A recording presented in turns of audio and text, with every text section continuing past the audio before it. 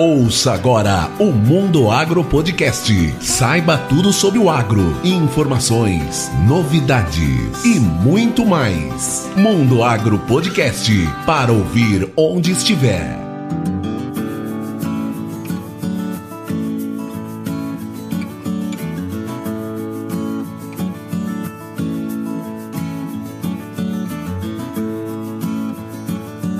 Desmonte a ideia de que só espetaculares e gênios chegam lá. Não é verdade. É nós, como diríamos no popular, guerreiros não nascem prontos. No episódio de hoje do Mundo Agro Podcast, nós vamos conversar com José Luiz Tejon. Mas antes de começar esse episódio, vamos aos nossos recados. Siga o Mundo Agro Podcast nas redes sociais como @Mundo Agro Podcast. E não se esqueça de assinar o nosso feed, seja no SoundCloud, no Apple Podcast, no Deezer ou no Spotify. Assim você será informado sempre que um novo episódio for ao ar. E lembrando que esse episódio do Mundo Agro Podcast é apoiado pela Agrosol Sementes, do meu amigo Pedro Tomazelli, lá de Campo Verde. A Agrosol é uma empresa pioneira no Mato Grosso com mais de 20 anos de experiência na multiplicação de sementes de soja. Está sempre inovando e trazendo tecnologia para o seu parceiro, cliente e produtor. E se você quiser saber mais sobre a Agrosol Sementes, basta acessar o site agrosolsementes.com.br. E vamos lá para esse episódio que é uma grande lição de vida.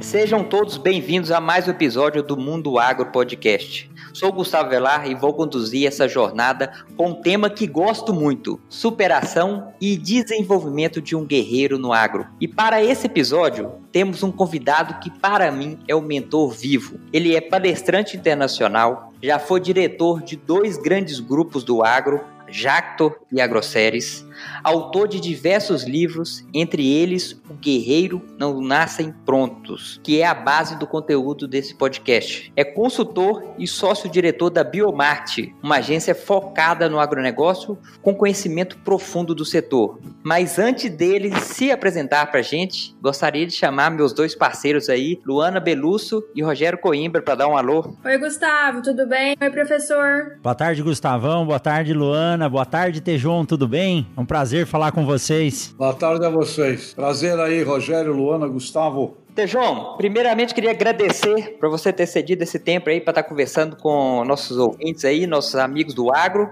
Gostaria que você se apresentasse um pouquinho, contasse um pouco da sua história, quem é o José Luiz Tejon, mais conhecido, também muito chamado, né, como Tejon. Pois bem, amigos, é uma honra estar com vocês. E o Mato Grosso é um local de guerreiros aí. A história, né, das pessoas, estava agora conversando sobre os pais da Luana, quem são, como foram para aí, vem de Concórdia, Palotina, ou seja, um Mato Grosso. Eu me lembro das minhas épocas de Jato, de Agroceres, a gente ia até, ainda não estava dividido, a gente ia até Campo Grande, olha lá Cuiabá, muito de vez em quando, não havia nada dali para cima, né? E isso dos anos 90 em diante se transformou no maior estado produtor de grãos e de carne do planeta Terra, a região mais produtora e com conhecimento, com tecnologia e administrando um fator difícil, né, que é o fator das terras fracas brasileiras, conhecimento tropical para valer mesmo nesse cerrado. Então, falar de superação, a gente está em casa, porque a turma toda aí do Mato Grosso é exemplo vivo de gente que supera e tem superado. Tejon, nós temos algumas perguntas para fazer para você. O tempo é curto, né? Eu gostaria de perguntar para você como que começou a sua história com o agronegócio e, se possível, você poder nos contar como que surgiu esse conceito da palavra, né, do sistema agronegócio no Brasil. Muita coisa na vida é o acaso, né? Daniel Kahneman, ganhador do Nobel de Economia de 2002, na tese dele dizia, olha, a maior parte do que acontece na economia é fruto do acaso, é fruto de coisas que não são previstas. Na vida da gente também, muita coisa é imprevisível. Eu nasci em Santos, eu estava estudando em São Paulo, trabalhava numa empresa durante o dia, a famosa empresa das listas telefônicas brasileiras. Foi praticamente meu primeiro trabalho para valer. Eu tinha 21 anos de idade, era estagiário, né, começando minha carreira, e saía dessa empresa às 6 horas da tarde e ia para um outro estágio, obviamente não remunerado, né, porque estágio remunerado é modernidade. Sim. Ia para um outro estágio não remunerado numa agência de propaganda de São Paulo, uma agência pequena, não era grande, mas eles tinham lá a conta de comunicação da Jato de Pompeia. Isso era 1976, né? Para ver aí o tempo atrás que isso aconteceu. E apareceu, então, um trabalho para fazer da Jato. E as pessoas não queriam fazer, porque era esquisito, né? Máquina agrícola, pulverizador, ninguém sabia, ninguém gostava muito de mexer com essa ideia. E passaram para mim. Por quê? Porque eu era o estagiário. Então, colocaram na minha mesa, faz aí uma campanha de comunicação para a Jato. Eu nunca na minha vida, até aquela altura, tinha visto um pé de café, um pé de trigo, soja ainda nem começava no Brasil.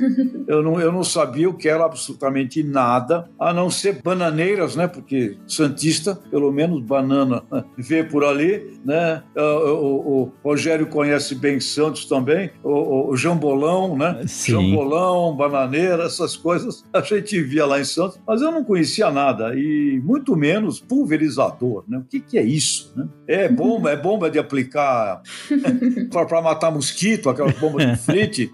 O que é isso, né? Bom, como não sabia, eu pedi, então, que fosse passar 2 dias na fábrica da Jato em Pompeia, porque eu não conhecia nada e para criar algo tinha que ir lá.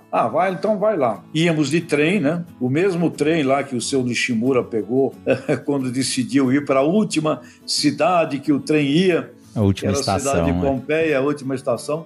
Eu peguei o trem aqui em São Paulo, 10 horas de viagem, às 10 da noite saindo e chegando lá em Pompeia às 8 horas da manhã. E aí eu fui recebido, e aí começa muito do que é importante na história das nossas vidas. Pessoas, né? Pessoas são fundamentais.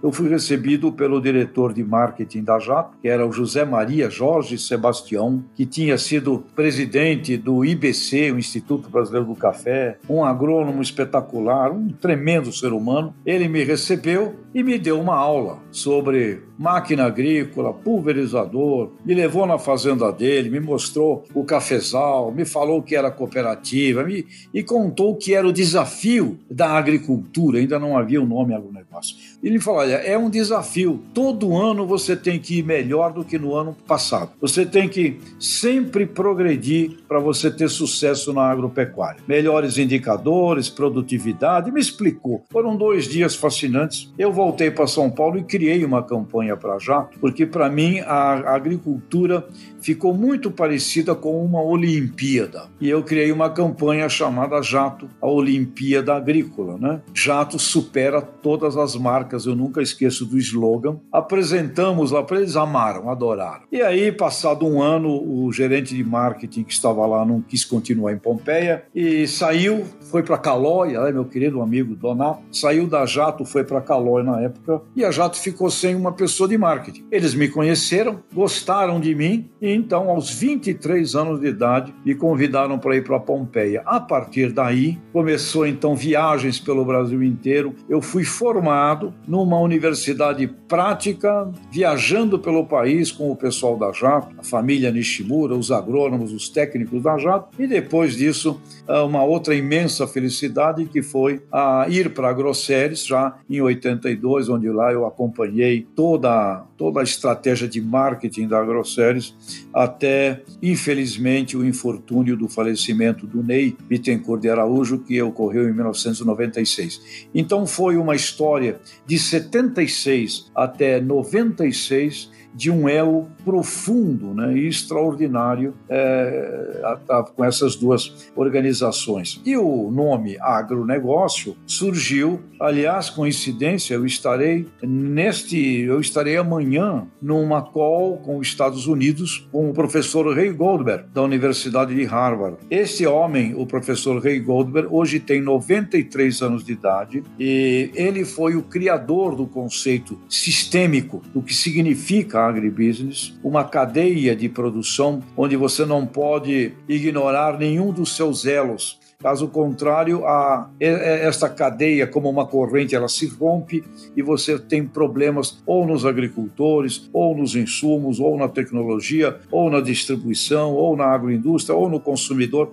É uma visão de um sistema complexo que vai do consumidor final de alimentos, de energia, de fibras, até o cientista. E nesse meio, a originação, que são os produtores, como Mato Grosso é um grande exemplo. Então, o conceito de agribusiness foi traduzido exatamente por Ney Bittencourt de Araújo, que era o presidente da Grosseries, que foi estudar em Harvard ainda nos anos 70, e ele já trazia com ele este conceito, e aí ele me permitiu também estudar em Harvard, e eu fui, em 1989, fazer o programa do Agribusiness Seminar em Harvard com o professor Ray Goldberg para compreender isto. E o conceito se estabelece no Brasil a partir de 1991, 92, com a criação da ABAG, Associação Brasileira de Agronegócio, e também com o PENSA, um programa de estudos dos negócios do setor agroindustrial, na FEA USP, comandada pelo professor Décio Zilberstein, aquela época. Foram os dois grandes marcos da implantação do conceito de agronegócio no Brasil. Fantástico, Tejon. E que início, assim, promissor, né? A Jacto é uma empresa que ela estava muito à frente do seu tempo, e poder, então, ter esse contato com Harvard foi uma entrada digna no agronegócio. E, pelo visto, você gostou bastante, né? Que até hoje o agro faz parte da sua vida e da sua carreira, né, Tejon? É verdade.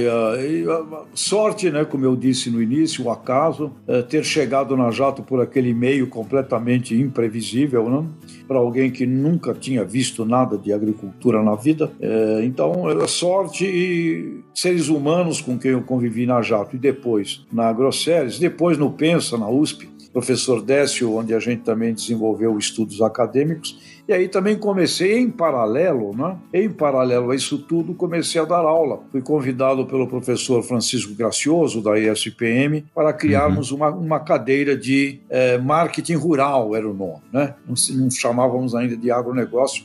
Isso já em 82, antes do conceito ser estabelecido, criamos uma cadeira de marketing rural na pós-graduação da ESPM. Então, iniciou-se também em paralelo um caminho educacional como professor, que eu também nunca na vida, meu caro Rogério, Luana, Gustavo, também pensei. Eu sou muito resultado das linhas do destino que se cruzam e que acontecem. Agora, aí talvez vá um aprendizado para todos que nos ouvem, né? Principalmente os jovens. Preste atenção, né? Preste atenção, porque eu vejo que muita coisa é oferecida a muitos seres humanos e eles não estão ali com a atenção, com o foco necessário. Passa pela frente e não pega. Meu próprio exemplo, quando falaram, olha, faz aí esse trabalho dessa Jacto aí, né? Com 21 anos de idade, estagiário numa agência em que eu não ganhava nada. Ia lá para exercitar a criação, a redação. Eu podia, eu não vou fazer isso aqui, vocês que se viram. Ou seja, a história não seria essa. Se eu não estivesse ali, né, estágio à noite, das 6 até as 9 da noite, onde eu ia. Se eu não estivesse ali, e se esse trabalho que me foi oferecido, eu o negasse, eu rejeitasse, a minha história de vida seria outra. Então, acho que tem uma coisa importante aí no aprendizado da superação. Presta atenção, porque muita coisa é oferecida e muita gente não enxerga e não vê, porque não tem foco atento onde está. Não desperdice nada do que te é oferecido, porque é oferecido sim. Uau. Exatamente. Vou até pedir licença para o Gustavo e para a Luana, só para continuar mais um pouquinho aqui, porque veio de encontro a uma situação que ocorreu a semana passada, Tejon. Eu brinco dizer assim, a gente não pode fazer que nem o bêbado e falar assim, do jeito que tá tudo girando, eu vou esperar a oportunidade passar aqui na minha frente, na hora que ela passar, eu entro. A gente tem que olhar o entorno. E a semana passada, conversando com um ex-aluno, ele me mandou uma foto de um trabalho a campo, fazendo a regulagem pré-plantio, né, de semeadoras, dos tratores e pulverizadores, assim por diante. E esse aluno me chamou a atenção porque tem um curso de especialização que eu coordeno aqui em Sinop, em sementes. Esse curso ocorre aos finais de semana, uma vez por mês. E sempre na oportunidade, eu convido os alunos de graduação que não fazem parte do curso para participar quando tem atividades práticas. E eu tenho turmas de 30 a 60 alunos alunos por semestre. E nesse dia estava o amigo Paulo Arbex dando uma aula que eu convidei os alunos, foram 2. E um desses 2 alunos era esse que me mandou a foto regulando a semeadora. E ele falou: professor, tudo aquilo que eu aprendi naquele domingo lá, hoje me faz se destacar no meu trabalho. Quer dizer, eu convidei uns 35, 2 foram. E esse domingo que ele foi trabalhar de manhã cedo fez a diferença na carreira dele, né? Então as oportunidades estão aí, a gente tem que ficar atento e aproveitar. E foi isso aí que ocorreu. Eu vou contar também, Tejon, na minha história também tem um caso muito parecido, e eu falo que as oportunidades aparecem para quem dá a cara para ela aparecer, né? Eu trabalhei 6 anos numa multinacional japonesa, Ihara, e quando eu fui fazer a primeira seleção deles, eu estava indo para fora do Brasil. Eu não ia participar da seleção, eu ia simplesmente lá para conhecer, né? E eu não precisava da vaga, mas fui lá. E naquela seleção que eu não precisava da vaga, eu passei, voltando pro Brasil, eles me contrataram e eu fiquei 6 anos lá e aprendi muito, né? Eu acho que o mundo tem algo em comum nisso, né? De aproveitar as oportunidades, e é por isso que a gente tá aqui, né? Eu acho. A gente se destaca por isso, por aproveitar essas oportunidades, como o Tejon mencionou aí, né? Eu também, quando o Tejon falou das oportunidades, eu parei pra pensar, desde que eu saí da faculdade, passou um filme, assim, super rápido na minha cabeça, que todas as coisas que eu participei, tudo que eu falava, Luana, quer ir? Eu falava, vamos, tô indo, tô dentro. Então é como o Tejon falou, né? Tem que aproveitar as oportunidades. Muito legal.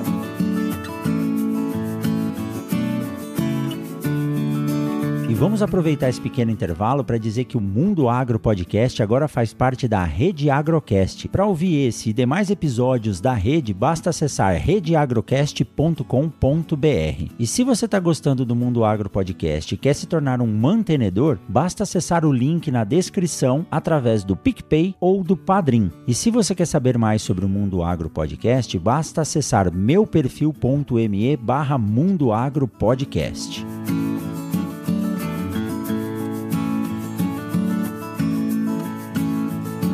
Tejon, sua história é uma história de superação de um verdadeiro guerreiro, né? E eu te acompanho há muito tempo, li seu livro pela 2ª vez agora, e você sempre faz uma analogia que eu gosto muito, que é do mínimo. A gente estuda isso aí lá na universidade, na faculdade, sobre o mínimo da parte de nutrição, mas também tem um mínimo profissional, pessoal nosso, que a gente precisa desenvolver e entender. Conta um pouquinho pra gente o que é esse mínimo. Essa lei do mínimo aí, da agronomia, se presta muito à vida humana. Só para completar a conversa de antes, que era sobre prestar atenção, o ganhador do Nobel de Ciência, que criou o grafeno, os pesquisadores André Gen e Konstantin Novoselov, na Universidade de Manchester, eles falaram: encontramos o grafeno numa lata do lixo. Tem um monte de prêmio Nobel que está no lixo e ninguém pega, porque eles observaram na lixeira um papel grafitado, e foi a partir desse papel jogado no lixo grafitado que eles descobriram o grafeno. Então, de fato, não é, a atenção e o foco, onde quer que a gente esteja, é potencial reveladora de riquezas, de carreiras e de oportunidades na vida. Sobre o assunto da lei do mínimo, ela é uma lei fascinante, né? Que a gente vê na agronomia, e você pode dar, e aqui estamos falando, vocês são os professores aí, o professor Rogério, né? Você pode dar tudo para uma planta de nutrientes, mas se faltar um nutriente específico, o boro, né, por exemplo, aquela planta não vai oferecer o seu máximo, né? E então isso significa, na vida humana, essa compreensão. Nenhum ser humano é perfeito, assim como nenhuma planta, nada na terra é perfeito. A compreensão de onde estão as nossas fraquezas, as nossas maiores debilidades, ela é muito importante para o progresso de uma pessoa, porque se você não tem essa autocrítica, esta consciência, você não vai nunca conseguir prosperar, porque sempre estará faltando em cada um de nós ângulos, partes em que nós não somos, não temos ali o nosso máximo. É importante conhecer nossa vocação, importante conhecer o nosso dom, onde é o nosso potencial máximo. Porém, é muito importante termos consciência da nossa lei do mínimo. Aquilo onde, se nós não cuidarmos, não permitirá que o nosso máximo ocorra. Isso vale para a gente como pessoa. Tem gente que é genial, criativa, um espetáculo, mas é muito ruim, por exemplo, de inteligência emocional. Não consegue participar de equipe, participar de grupo, não consegue se relacionar, não consegue dizer bom dia, boa tarde, boa noite. Então são coisas como essa que as pessoas têm que compreender. Ou então, eu sou muito bom em marketing, mas eu sou muito fraco em contabilidade, em finanças. Então, para que eu seja um bom executivo, como cheguei aí na minha história, a dirigir empresas, eu sei que eu não sou bom em finanças. Eu quero do meu lado um tremendo cara de finanças, porque senão eu vou fazer besteira. Portanto, a lei do mínimo na nossa vida é fundamental também. Porque nós não conseguimos fazer tudo sozinho também, né, Tejão? E você fala muito disso no livro Guerreiros Não Nascem Prontos. A gente tem que olhar para as pessoas que estão no nosso entorno, mirar um mestre para poder se espelhar e aprender com ele e se cercar de pessoas proativas e que possam te ajudar e te complementar, né? Ou você complementá-las. Rogério, nós somos o resultado dos seres humanos que cultivamos ao longo da nossa vida. A princípio, pode haver uma união até por um interesse de uma composição técnica, administrativa, mas quando nós admiramos essas pessoas, cada um na sua especialidade, com certeza transformamos essas pessoas em grandes amigos, que é outra coisa também importante para o jovem. Faça amigos, né? Onde quer que você esteja, faça amigos, porque a amizade é um patrimônio fundamental na vida e para o êxito e para o sucesso. Eu chamo de patrimônio afetivo. O patrimônio afetivo é uma coisa sagrada na nossa superação. A outra pergunta que eu tinha é a seguinte, Tejon. Até nós estávamos conversando disso a respeito da perseverança do seu Shunji Nishimura. Então, baseado na história dele, tem um ditado que diz que bons tempos criam homens fracos. Homens fracos criam tempos difíceis. Tempos difíceis criam homens fortes. E homens fortes criam tempos bons. Isso é um ciclo, né, Tejon? Como que a gente deve encarar isso? Sempre haverá tempos bons e tempos ruins? E eu digo isso pelo seguinte: nós sempre prezamos por oferecer aos nossos filhos o conforto que nós não tivemos. Mas até quando isso é bom ao ponto de tornar eles cidadãos fortes para aprender a viver o mundo? Ou o contrário, né? Ou achar que tudo chega sempre de mão beijada e quando eles se tornam cidadãos, eles não têm para onde ir, ficam que nem barata tonta. Rogério, eu tenho convicção absoluta dos ciclos. Os ciclos de altas e baixas, o ciclo de maldades e bondades, ele faz parte da história. Basta a gente ler um pouco da história humana e você vai ver esse fenômeno se repetindo ao longo dos séculos, né? E você Sim. falou do convívio com o Shunji Nishimura. Ele era um homem que tinha plena consciência dos ciclos e ele dizia: quando tudo está bem, se prepara para ir mal. Quando tudo está mal, se prepare para ir bem. Mas você só conseguirá ir bem se você se preparou para ir mal. Então ele tinha essa consciência de altas e baixas muito claro na sua capacidade de administração. Por isso que ele fazia da JAF um exemplo de rigor, de disciplina financeira, de independência, de suporte para passar tempos difíceis, de inovação constante e permanente, porque ele entendia que as inovações, depois dos ciclos das crises, elas vinham com muita força. Como vai acontecer agora. Então, Exato. De fato, aquele homem, ter convivido com ele ali dos meus 23 anos de idade até 29, 30, foi outra sorte dessa da vida. Privilégio. É um privilégio. Quando a gente tem essa idade e tal, a gente não compreende tão bem assim como agora que a gente está aqui filosofando anos e anos depois. Puxa, que coisa, que patrimônio, que coisa linda ter vivido isso. Na época não é tão claro dessa forma, né? Portanto, mais uma dica aqui, atenção, né? Presta atenção, porque se eu pudesse voltar no tempo, eu prestaria muito mais atenção e ainda teria aprendido muito mais. Com relação aos ciclos, eles existem. Eu não acho que a gente deva, tendo condição de ter uma vida melhor do que tiveram nossos pais, nossos avós, que a gente deva tornar a vida das crianças um inferno de dificuldades. Não. Mas a gente precisa conscientizá-los do que é a vida. A gente precisa conscientizá-los de que tem, num planeta de 7 bilhões e meio de pessoas, tem 5 bilhões e meio que vivem da faixa da pobreza para a miséria. Tem que mostrar a eles que tem gente que morre de fome. Tem que mostrar a eles o que é o mal, o que é o bem, o que é o crime, o que é o sofrimento, o que são as delícias da vida. E é preciso formar um ser humano mostrando a ele o que é o mundo, não escondendo parte do mundo. Assim como tem crianças que são submetidas a um verdadeiro inferno nas suas vidas desde pequenos, com péssimas famílias, com abandonos, com sofrimentos, com maltratos que acabam sendo, na verdade, adotados pelo crime onde eles estão. Assim como tem crianças que são muito... Só é mostrado a elas o lado da dureza, do sofrimento, do sangue, logo cedo. Tem outras crianças que só mostramos a elas o lado dos parques da Disney, o lado das coisas deliciosas, das melhores roupas do mundo, e eles não veem o outro lado. Pelo contrário, podem até serem criados com níveis de preconceitos, com preconceitos contra determinadas categorias sociais, preconceitos contra a raça, contra a cor, contra religiões. Pode ser, inclusive, crianças ricas muito mal criadas, né? O que levaria esses seres humanos a um futuro inviável, porque o futuro vai exigir lideranças que compreendam e trabalhem no aperfeiçoamento das imperfeições do planeta. E qualquer nível de preconceito, ele já estabelece um prejuízo. Cria um daqueles pontos mínimos, né? Cria um daqueles fatores da lei do mínimo, desnecessariamente por uma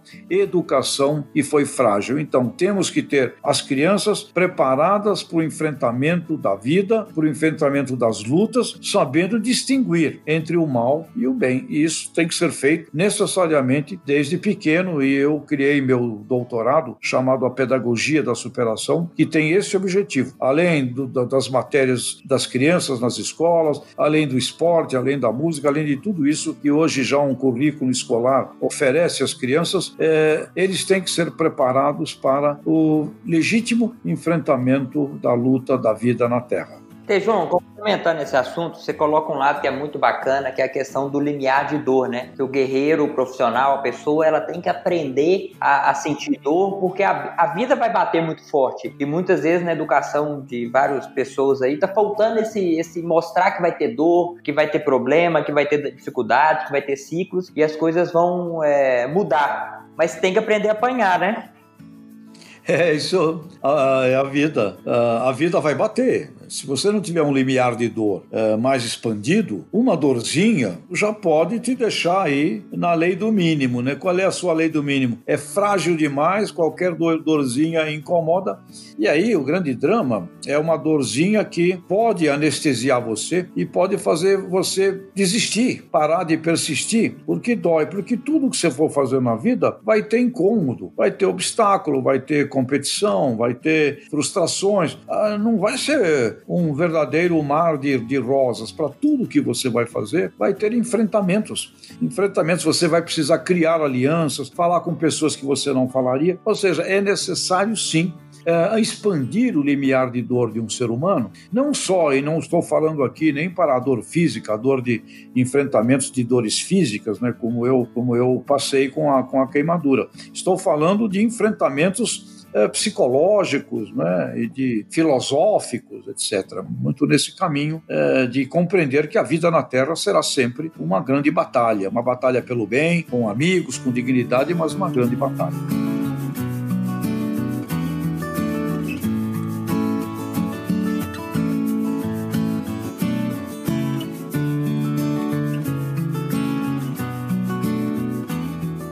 João, pensando nos profissionais de hoje, na sua opinião, qual que seriam os principais pontos que um guerreiro precisava focar para ele se desenvolver profissionalmente hoje? O que está mais faltando? O que é o mínimo que está sobressaindo mais no mercado?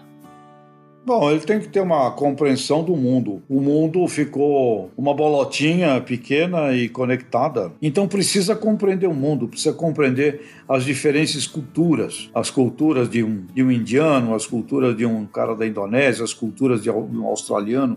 Mesmo no Brasil, as diferentes culturas. Eu diria que o principal fator não está na tecnologia. Lógico, você precisa ser um estudioso, ser um bom aluno, ser um bom profissional, não parar nunca de estudar na sua profissão. Não pode se afastar da ciência, ainda mais nesse campo nosso aqui do agronegócio, onde tudo é ciência.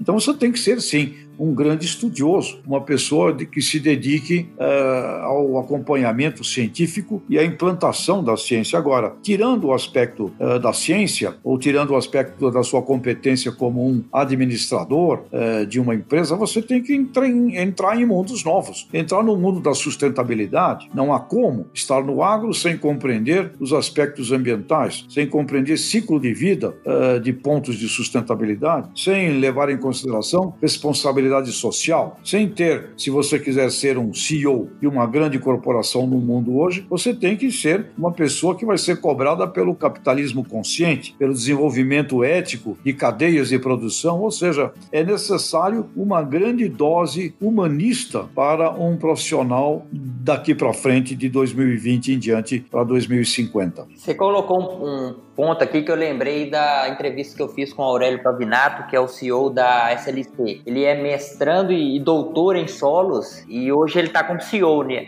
E ele colocou um ponto que é bem bacana. Ele falou: Gustavo, se eu não vou pro campo todo ano, eu fico desatualizado. Você ficar por 2 anos, você fica fora de estar no dia a dia, você já perde o fio da meada e já perde a tecnologia se você não está se atualizando sempre. É verdade, tem que se atualizar muito, não pode abandonar o estudo, né? Não é só também o lado de olhar a prática, mas abandonar o estudo, você tem que estar sempre estudando. É um eterno estudar. Então isso exige o quê? Exige dedicação. Não vai dar para ficar todas as noites vendo novela, todo final de semana fazendo só churrasco, jogando futebol. Você vai ter que usar o tempo para esse fim de aperfeiçoamento, porque o grande sentido humano na Terra é o aperfeiçoar da sua obra e, ao aperfeiçoar a sua obra, o autoaperfeiçoamento é o que vale uma vida. Tejon, hoje você trabalha como professor também, embora eu gosto de dizer que professor não trabalha, porque para ser professor você tem que amar o que você faz, né? Conta pra gente, conta pros ouvintes do Mundo Agro Podcast, como que a sua relação com a vida mudou a partir do momento que você passou a enfrentar ou passou a trabalhar com pessoas, transmitindo o seu conhecimento e a gana que você tem por viver, né? Rogério, quando a melhor forma de você aprender é dar aula. É impressionante, né? Eu tenho que me organizar. Hoje eu não dou aula toda semana, eu tenho um programa com a França, lá com a Audência lá de Nantes, e agora eu tenho que me organizar para dar 15 dias de aula na França, os alunos vêm ao Brasil, mais 2 meses, e, enfim, e tem aí coisas agora, nesse instante, com essa pandemia, para preparar aulas online.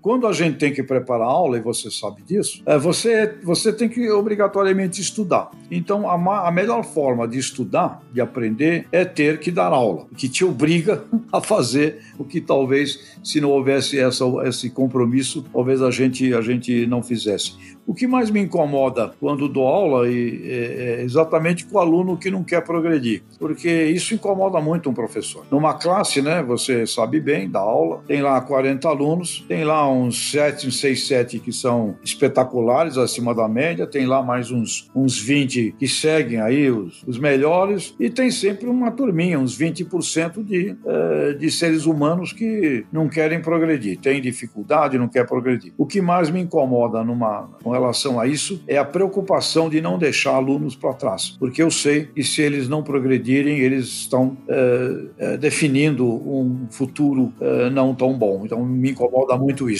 Perfeito. Eu tinha um professor de teoria atômico-molecular, que é difícil de estudar, né? E ele falava assim: você quer aprender? Pega seu sobrinho de 8, 10 anos, passa meia hora tentando ensinar para ele o que você sabe de teoria atômico-molecular ou o que você quer aprender. Ele não vai entender nada, mas você vai sair sabendo.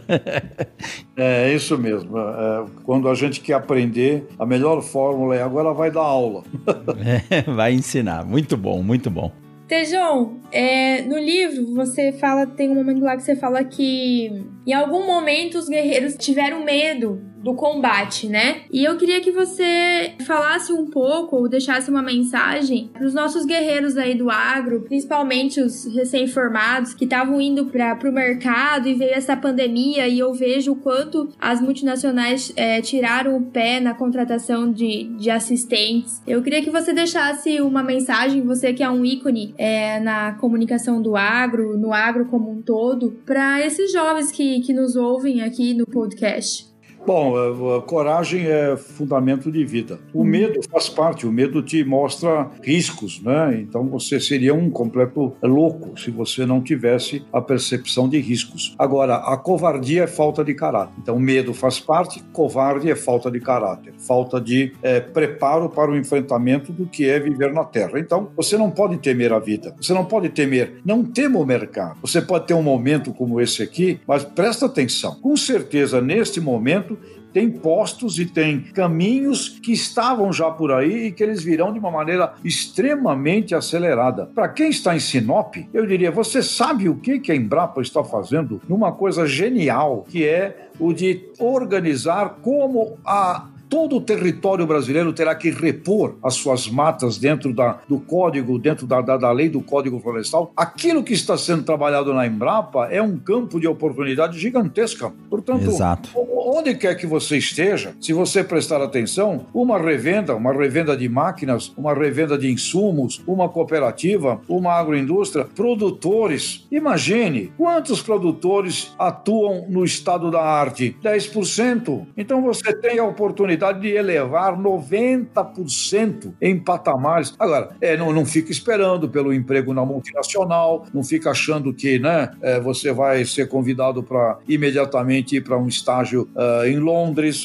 Ou seja, você está em Sinop, pega Sinop e para de ficar esperando o que não está em Sinop, porque será em Sinop que você construirá a base do seu fundamento de sucesso. Você está lá, como eu mencionei, em Santiago do Norte, lá com o Caçulo, o Odir, o pessoal Sim. pioneiro, é lá que você tem que fazer. Se você não vence na sua geografia, não fique achando que você vai vencer em outras geografias. O grande ser humano é chamado, convocado para vencer na geografia que ele está, nas circunstâncias que ele tem. E é óbvio que a circunstância que um jovem tem aí, no Mato Grosso hoje, é extraordinariamente maior e melhor do que a circunstância que o seu pai teve ou que o seu avô teve. Portanto, olhe, pega e tenha certeza, o poder da imaginação é o grande poder de transformação das realidades, inclusive da sua. Agora, se ficar resignado, se ficar com covardia, que é diferente de medo, você vai fugir do mundo, vai querer escapar do mundo e vai jogar fora uma vida. Show de bola. Mas eu já gostaria de agradecer o Tejon. Nosso tempo está finalizando aqui. Tejon, muito obrigado. E antes de você dar um tchau para a turma, como é que as pessoas podem te encontrar aí nas redes sociais, Tejon? Bom, tem o meu site www.tejon.com.br. Lá é um caminho para tudo, inclusive me contatar, será um prazer. www.tejon.com.br. E tem os amigos aí, com certeza os amigos também indicam, porque a grande felicidade na vida é ter amigos. Amigos é a coisa mais importante de todas. E eu queria agradecer, Rogério, Gustavo, Luana, por esse papo aí com vocês, aí em Sinop, aí na região. Não esquecer dos amigos da Embrapa que eu visitei, Auster Clínio. Grande Auster. Tremendo trabalho aí com essa turma valorosa. Pessoal das revendas, pessoal das máquinas, pessoal dos insumos, os produtores, sem dúvida, são grandes heróis. Não esquecer das mulheres no agro, cada vez mais fundamentais também. Os jovens, sucessores de um patrimônio, sucessores do maior estado produtor de alimentos do mundo hoje. É simplesmente espetacular. E não esquecer, dar uma mensagem lá para Dona Ana, que tem o melhor suco de jabuticaba do universo. Parabéns a elas lá, e não deixe de tomar esse suco de jabuticaba, que é o suco mais gostoso que eu já tomei na minha vida. Bacana. Tejon, muitíssimo obrigado por esse bate-papo. Quero deixar um convite para a gente poder fazer novas conversas. Você é um comunicador também. O agro precisa dessa comunicação real, direta, né, e informativa. Foi muito legal ter esse bate-papo com você. Esperamos se encontrar novamente aí bem rápido. Tamo juntos, e tomara que a gente já possa viajar de novo, que eu tô ansioso para botar os pés pelo Brasilzão afora, que é o país mais espetacular do mundo, uma coisa extraordinária. Amo o Brasil e adoro estar pelos cantos todos desse país. E eu quero voltar logo aí. Vocês têm que me convidar, logo aí com vocês. Se você vier, Tejon, a gente vai fazer um churrasco. Opa, vamos lá. Muito obrigado, tudo de bom. Tchau, Tejon. Obrigado. Valeu. Obrigado. Obrigada, Tejon. Fiquem bem. Tchau. Obrigada. Até mais.